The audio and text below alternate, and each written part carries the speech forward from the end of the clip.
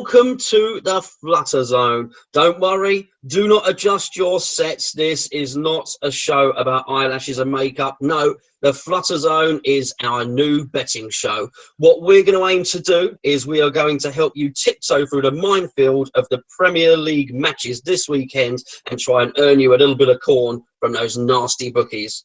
Alongside me, Hammer's Chat's very own Red Hammer. His name's actually Gio. He is our betting... He's a gambling addict, if the truth be known.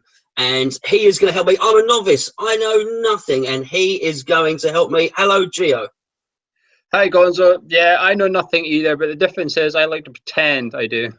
Well, that will do. I would just like a huge disclaimer. Look, this is a betting show. We're going to try and help you. If you lose your money, it's not my fault, okay? So no comebacks and no funny comments underneath. Anyway, without further ado, we are a West Ham channel, but we are going to try and cover as many other fixtures as possible. We'll give you a little insight into West Ham. So if you're not a West Ham fan, you might have a little bit of in-the-know value there from us. But in the main, we'll be concentrating on the other teams. Okay, the early kickoff this weekend is Everton against Arsenal. It's a lunchtime kickoff. It's live on BT. Gio, what have we got going on there? Well, I just don't get why Everton are 6-4.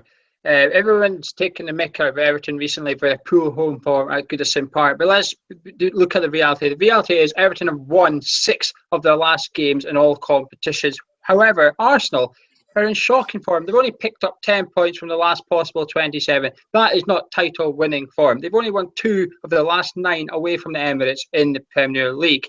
Now, we all know who the main man for Everton is, Mr. Lukaku, and he has been on fire recently. 6 in his last 6 in all competitions, and he's scored 10 goals in his last 11 at Goodison Park. That is form you cannot ignore. Now, the bookies have also scared a little bit, and they priced Lukaku up at 9-2 first goal scorer, which I think is a fair price, and I wouldn't put you off taking that. However, 64 for him to score any time looks cracking value. I'll be having a lot of wager on that. You can also get 5-2 for Everton to win and Lukaku to score. Now, if Everton are to win, chances are Lukaku is going to be on the score sheet.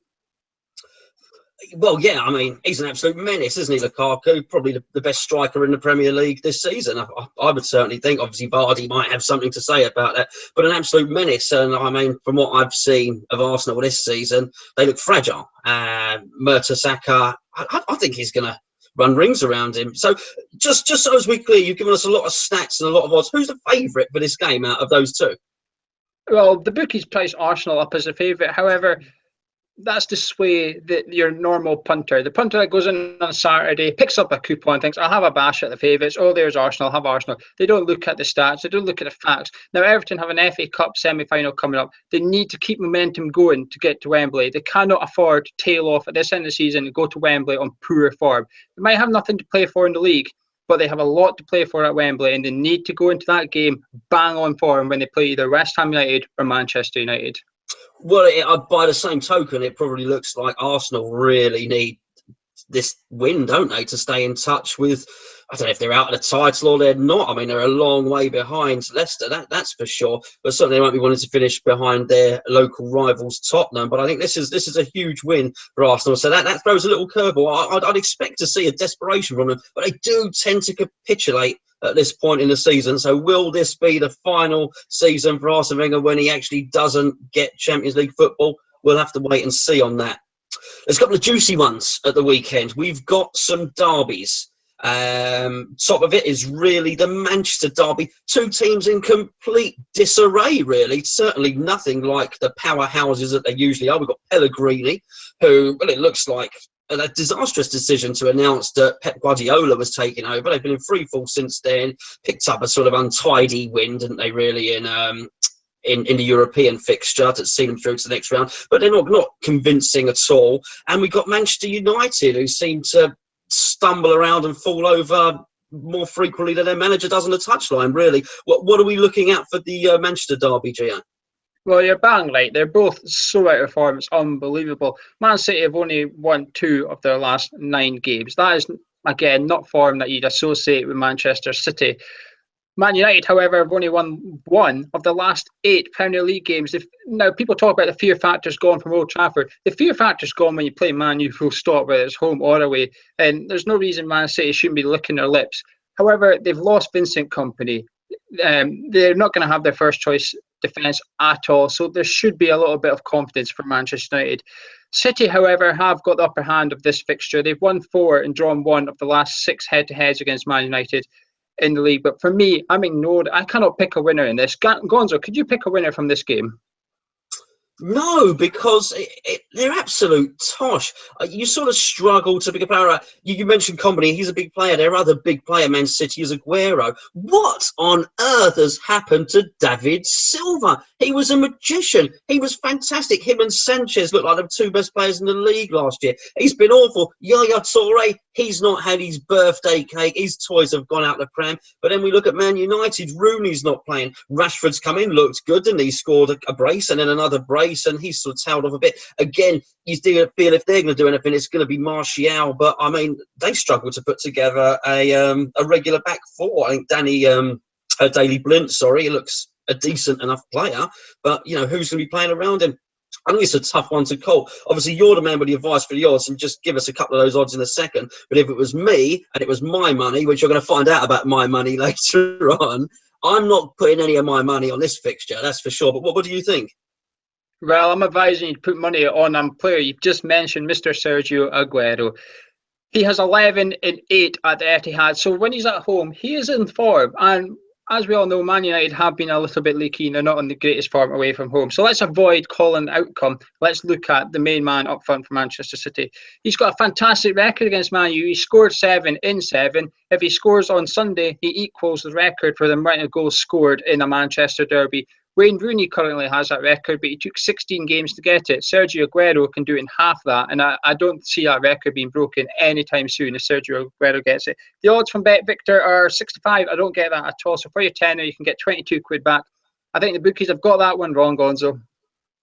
Well, they've got a lot wrong this season, haven't they? Let's be honest, and it's been a pretty poor time, hasn't it, for the bookies? I noticed that fella that put the bet on Leicester to win the title has cashed out, hasn't he? I think in the last couple of weeks. So he got right to the end. He'd been so brave. He'd done so well. And I think he was due to win 100 grand or something. He cashed out at 27 grand. Who can blame him? I'm not one to criticise. Okay, there's another derby. It's the big one. Now, if you remember in the summer, before the Messiah Bilic was appointed, we were heavily linked. I say we, of course, West Ham United, were heavily linked with Rafa Benitez, and it didn't happen.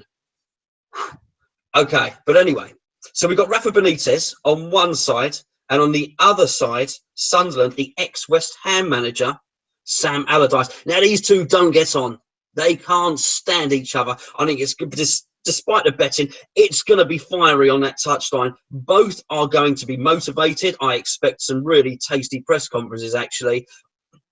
Does form go out the window for this because of that? What happens in these things with the betting? Well, a little bit. The bookies are finding it difficult to split them. However, I watched Newcastle against Leicester City, and they were a different Newcastle to what I've seen this season. There's a reason Sam Allardyce hates playing Rafa Benitez, and that's because Rafa Benitez has defeated David Moyes most in the Premier League. Under that is Sam Allardyce. Benitez has beat Sam Allardyce 7 times in the Premier League. I've got a feeling he could make it 8. But also, what you need to know about Rafa is, at his last 6 clubs, he's won 5 of his home debuts and drawn 1. He's unbeaten in his last 6 home debuts as a manager at his last 6 clubs. These are priceless stats, Gio. These are I'm just seeing 2 managers having fisticuffs on the touchline, but we need somebody to give us the stats, and that's vital stuff. So, what bet are you picking out for this one? What have we got that's good value in this derby in particular? Is that what you're saying? Are we getting our money behind Newcastle and Rafa? Well, I wanted to go for Newcastle, but there's a little bit of me saying actually Sunderland aren't doing that bad under Sam Allardyce.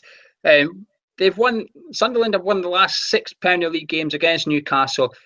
Now, while that's a record for Sunderland, it's going to come to an end at some point. It's not going to keep going on forever. It's going to come to an end. So while it's impressive, it is the end now because it's got to end soon. It's unheard of to go 7-8 games winning against one particular team. Plus, I think St James's Park can be crucial in this. If the crowd really get behind Benitez, which I think they will, I think that will make it unplayable for Sunderland. They've only won 3 of the last 26 away games, Sunderland. That is shocking. That's relegation form. However, under Allardyce, it's changed a little bit. Now, what we're going to be doing is a rolling accumulator. So we're starting with £10. We're putting £10 on a bet. And the bet I've picked out is Newcastle not to lose. So they can win or draw. The odds are 1 to 3. It's short money. It's simple. But it's only a 90-minute game. Show me a bank account where you can put a tenner in. You can take out £13.33 90 minutes later. There isn't one. However, there is one at the bookies. Well, I'm really glad you're starting to explain this, because earlier on when we were discussing what we were going to talk about on this show, you sent me an email and it was gibberish. It said rolling acca. There were numbers. There was everything. I thought, I don't know. He's gone into Scottish overdrive. By the way, when you said shocking earlier, not only did you look like Alan Hansen, you sounded like Alan Hansen, and it was truly shocking. So tell us about the rolling acca, because I know nothing. Well, on Saturday, we've got £10 on Newcastle double chance. That's what it's called if you're looking at the markets. Newcastle double chance, win or draw against Sunderland. If that wins, we get £13.33 back. In our next betting show, we'll be putting the whole £13.33 on the next bet, and we'll just keep going and see how far we get. We'll aim for £100. And I'll tell you what, if we hit £100, we'll give it away. We'll give it to me? To one of our subscribers. Excellent. Even... well, not quite as good, but quite good for one of the subscribers. Okay, we are a West Ham channel. What's going on in the world of West Ham? What value can those that are not really following West Ham on a weekly basis, what value can they take from a West... give us a West Ham bet for this week, please, Gio. I am licking my lips at this odds. The bookies constantly get us wrong this season. We're 3-1 to beat Spurs at our home pitch. 3-1 to win at Upton Park. Quadruple your money. It was madness. They're doing it again at Stamford Bridge. 21-5 from Bet Victor. You'll notice their Bet Victor's popping up a lot. They're the best prices for Premier League football. 21-5. So if you put a tenner on West Ham to win at Stamford Bridge, you can go and pick up 52 quid. It's fantastic value, I think. Yes, Chelsea have gone 13 games unbeaten under Hiddink. However, they've only won 2 of their last 9 at home. They're missing Costa. Costa has had a hand in 12 of their last 22 goals. He scored 8 and set up 4 of them. They're missing their main goal threat, but not only the main goal scorer, one of the guys that provides the goals. And on the other end of the pitch, you've got the guy bang in form, Dimitri Payet. We know him and we love him. However, he scored 5 and set up 5 in his last 7 games. 10 goals he has had a hand in 7 games. Form you never heard of at West Ham United.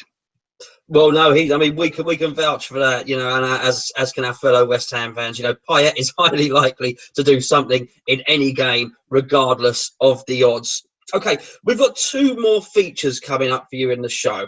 Now, I like to play it safe. I'm a conservative man. You're a man that likes to take risks. With that in mind, give us a long shot. Give us something quite unlikely, but with exceptional value if it comes off. Well, I can assure you, this is not my West Ham side coming through. I'm going to White Hart Lane for this one, and I'm going to explain why. My selection, I'll get out there at the start, is Bournemouth to beat Tottenham. However, both teams score in the match 12-1. Fantastic value. Now, the reason I'm going for that, last week, Bournemouth beat Swansea. I think that secured their Premier League status next year. I think they're safe now. Your pressure is off. Eddie Howe, you can now go tell your players to go out and enjoy themselves. And if they get beat, don't worry about it. You're safe. You're not getting relegated. It's completely different teams when there's no shackles, there's no pressure. And we'll see it compared to Newcastle, Sunderland. We'll see the difference in tensions in the games. Also, they've only lost 1 of their last 9 Premier League away games, Bournemouth.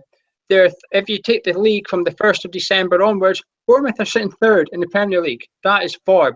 Granted, Spurs are 2nd, but Bournemouth are not to be overlooked. And I think there's fantastic value in Bournemouth to win, and both teams score at White Hart Lane. And I know that's not going to be popular with the Tottenham watchers of this, but what I will say as a word of caution is dictate it how you like. Leicester City play on Saturday. That result could influence Tottenham's attitude. Absolutely, it's about who falters first at this point. They call it squeaky bum time, as I come to understand it. And I think as these teams get closer towards the title, then perhaps form goes a little bit out the window. I think, as you said, Bournemouth, the pressure's off. They can relax. The sun's starting to come out on the south coast. They're they're in good build-ups. I'm sure the training ground is a happy place to be down in Bournemouth. And yeah, I totally agree. They play some good stuff as well. I think Max Gradle's come back for them, and he looks, like an excellent player. I think West Ham were linked with him as well at some point. Okay, as I said, that's our long shot. That's our cheeky bet, if you like. Myself, I'm not a betting man. I'm actually going to do a feature each week. Now, I'm going to open an account and place £20 in it. Now, all I want to do is to see if it's possible to beat the bookies. I'm not up for big money. I just want to make a profit. So I'm saying to you, Gio, if Barcelona are playing the Dog and Duck this weekend and the Dog and Duck star striker is out and they are only playing with 9 men, I want on that. I want Barcelona to beat the Dog and Duck. Well, I don't care if at the end of it, my £20 balance has been swelled to £21.20. I don't care. Each week, I want to make a profit. What is the banker? The absolute one. This is my Krispy Kreme donut money that Mrs. Gonzo has given me. Okay, I want the 24 box. I'm saving up for it. What's the banker? I think most people in the world of football will agree with me on this one. I actually think it's quite good value, actually. Gonzo, if you win, you'll make £6 profit. It's not massive, but it's a start. I'll get you a few more donuts from Mrs. Gonzo. And that is Leicester City to score a goal. Leicester City are away to Crystal Palace this weekend. Crystal Palace are the only team in the top 4 tiers of England not to win a league match, in 2016. They're in shocking form. Don't read into their win against Reading. They didn't even deserve to win that game. They had a penalty, which was not a penalty, in my opinion. Leicester City are going for the title. How can the bookies price Leicester City up at 6-4 to win the game? But let's look beyond that. Leicester City to score a goal. Just score. And we've made £6 from Gonzo's £20. Gonzo, are you happy with that bet? I'm happy. All right, one thing clear. You said Mrs. Gonzo gets the donuts. She doesn't get the donuts. Mrs. Gonzo's given me the pocket money. Gonzo gets the donuts. And that's very, very important. Okay, I'm going to get on that. And each week, we should hopefully see that fund swell and swell. And you know what? This time next year, maybe I'll have 40 quid. You never know. We're going to sort of try and wrap it up a little bit there.